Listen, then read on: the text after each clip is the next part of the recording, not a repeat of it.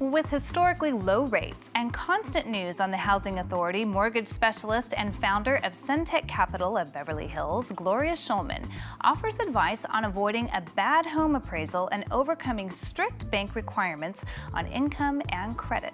She joins us now in studio. So nice to have you here, Gloria. Thank you so much. And this is always a hot topic. Whether you're at a dinner party or you're talking business in California, we all want to talk about real estate. Do you find that in all your years of experience? Oh, heavens, yes.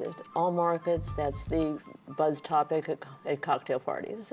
And you were saying that, earlier when we were chatting, that it's definitely important to be educated on this, even if you're not in the market right now. Yes, I think the self-education concept is extremely important at all price points, all geographic areas.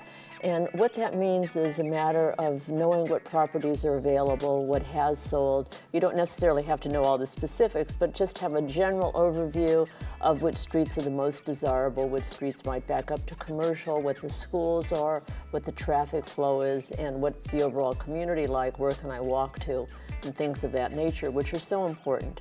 And I know recently we saw a big change in the way appraisals are done, and that came all the way, nationwide. Yeah. Federal law. How important is your appraisal? An appraisal is crucial. In the past, the concept was a ready, willing buyer paying X price, so therefore the value was established. However, because of the new appraisal laws that started approximately 2 years ago, there's an independent appraiser that goes out, validates the comparables, and sometimes there is subjectivity with the analysis of the appraiser. So this is very important, which real estate agents, of course, will share with one. Another obstacle that I know I had firsthand, my husband and I are both self-employed, the approval rate. You've identified a major problem in the industry today. It's very important that one deals with a qualified mortgage broker. Be prepared to share your life via tax returns with this particular person. And what will be accomplished is analyzing your returns. As an example, depreciation can be added back. Sometimes one expense, sometimes not always, can be added back to the adjusted gross income, which is the bottom line on the tax returns.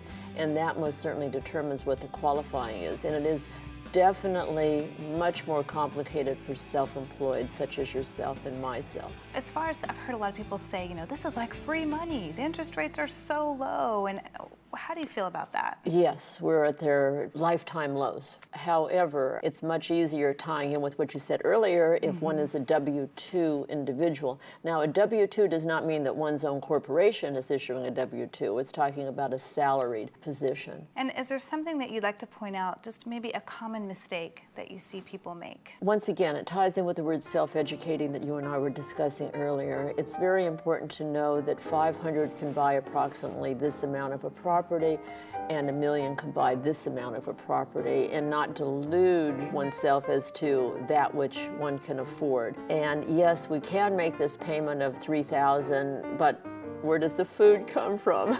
So one can give analogies of that nature at all price points. And that ties in with the original adjustable mortgages that people had that were deferred interest loans was the proper term. What that meant very simply was that some people said, oh, I'm paying 1% interest, so therefore I can buy a house for X amount because I can afford that, not realizing that that 1% was a false rate. It was a temporary rate, and that the real rate was significantly more, which they couldn't afford. So therefore, did they really need that house that was more than their budget would allocate?